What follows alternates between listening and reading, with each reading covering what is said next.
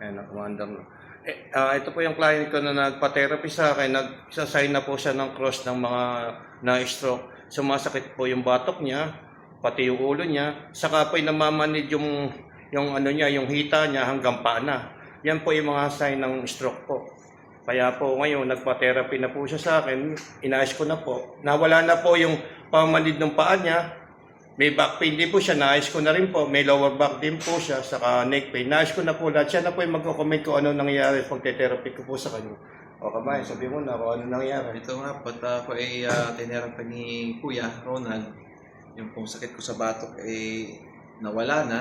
Tapos po sa likod, may mga connection sa mga organs natin. O yung paa mo na namamanid. Pakita mo nga, takbo ka nga. Takbo nga kung may masakit pa. Sige, takbo mo.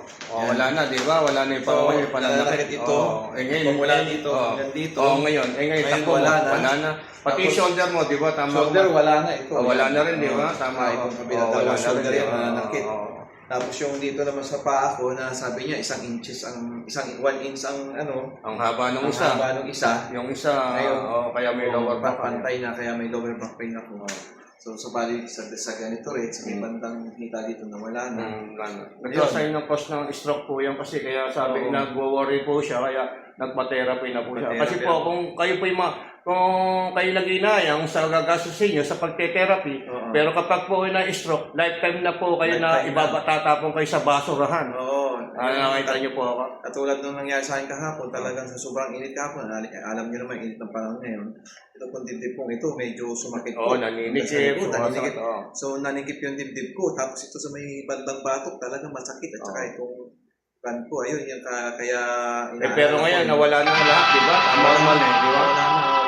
Kaya pasalamat kami kay Kuya Brother. Ano, masasabi mo ba ako na isang medical profession ng mga sa beta? Improving ba?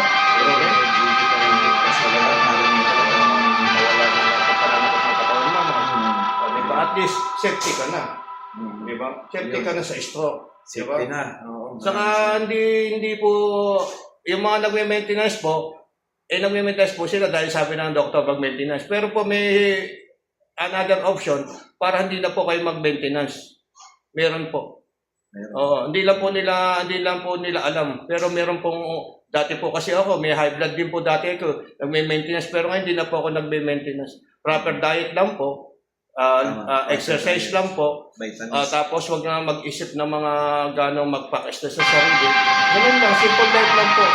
Makaka-sip po ko sa mga diabetes at sugar po. Iba talaga yung protection na talagang alam natin natin yung katawan, yung mga ugat-ugat natin, yung mga konektado sa mga organs. Diba si Kuya, talagang nag-aaral siya. At the same time, pero practical din pa siya. Dahil di ba lahat ng hinawakan ko, lahat ng may pain mo, sinabi ko, lahat meron. Dito wala. Pati ulo, di ba nagulat ka? Sabi ko, yung ulo mo may pain. Kasi po, may ugat po sa ulo po. May muscle din po sa ulo.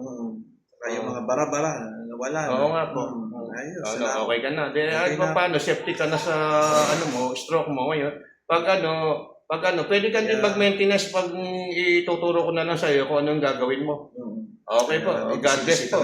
God bless po. Salamat po.